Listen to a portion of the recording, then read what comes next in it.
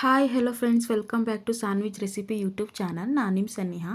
ಇವತ್ತಿನ ರೆಸಿಪಿ ಸೀಸನಲ್ಲಿ ಸಿಗೋಂತಹ ಅವರೆಕಾಳು ಹಾಕಿ ಉಪ್ಪಿಟ್ಟು ಮಾಡ್ತಿದ್ದೀನಿ. ಆಲ್ಮೋಸ್ಟ್ ಉಪ್ಪಿಟ್ಟು ಅಂದರೆ ಯಾರಿಗೂ ಇಷ್ಟ ಇರಲ್ಲ. ಈ ಥರ ಅವರೆಕಾಳು ಹಾಕಿ ಉಪ್ಪಿಟ್ಟು ಮಾಡಿದರೆ ಎಲ್ರಿಗೂ ತುಂಬಾ ಇಷ್ಟ ಆಗುತ್ತೆ. ಸ್ಟವ್ ಮೇಲೆ ಬಾಣಲಿ ಇಟ್ಬಿಟ್ಟು 2 ರಿಂದ 3 ಟೇಬಲ್ ಸ್ಪೂನ್ ಆಗೋಷ್ಟು ಆಯಿಲ್ ಹಾಕ್ಕೊಂಡಿದ್ದೀನಿ. ಇವಾಗ 1 ಟೇಬಲ್ ಸ್ಪೂನ್ ಸಾಸಿವೆ ಹಾಕ್ಕೊಂಡಿದ್ದೀನಿ.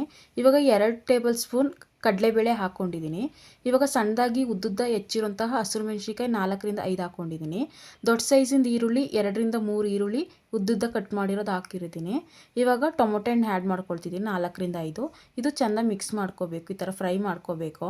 ಇವಾಗ ರುಚಿಗೆ ತಕ್ಕಷ್ಟು ಉಪ್ಪನ್ನು ಆ್ಯಡ್ ಮಾಡ್ಕೊಂಡಿದ್ದೀನಿ. ಇದು ಸಹ ಚೆಂದ ಫ್ರೈ ಮಾಡ್ಕೊಳ್ಳಿ. ನೋಡಿ ಈ ಥರ.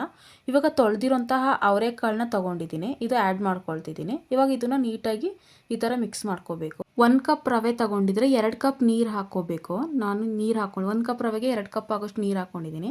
ಇವಾಗ ಇದು ಲಿಡ್ ಕ್ಲೋಸ್ ಮಾಡಿ ಒಂದು 5 ಮಿನಿಟ್ಸ್ ಅದು ನೀರು ಕುದಿಯೋಕೆ ಬಿಡಬೇಕು.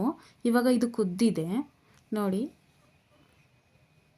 ಇವಾಗ ಈ ಹುರಿದಿರೋಂತಹ ರವೆನ ಆ್ಯಡ್ ಮಾಡ್ಕೊಳ್ತಿದ್ದೀನಿ. ಈ ಥರ ನೀಟಾಗಿ ಗಂಟಿಲ್ದಂಗೆ ಈ ಥರ ನೀಟಾಗಿ ಮಿಕ್ಸ್ ಮಾಡ್ಕೋಬೇಕು.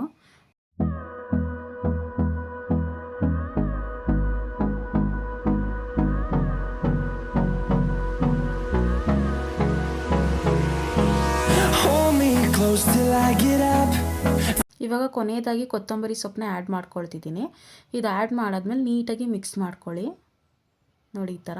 ಇವಾಗ ಅವರೆಕಾಳು ಉಪ್ಪಿಟ್ಟು ರೆಡಿ ಆಗುತ್ತೆ. ಈ ರೆಸಿಪಿ ನಿಮ್ಗೆ ಇಷ್ಟ ಆಗಿದೆ ಅಂದರೆ ಪ್ಲೀಸ್ ಲೈಕ್ ಮಾಡಿ, ಶೇರ್ ಮಾಡಿ, ಕಮೆಂಟ್ ಮಾಡಿ ಆ್ಯಂಡ್ ಸಬ್ಸ್ಕ್ರೈಬ್ ಮಾಡಿ. Thank you for watching. Bye bye.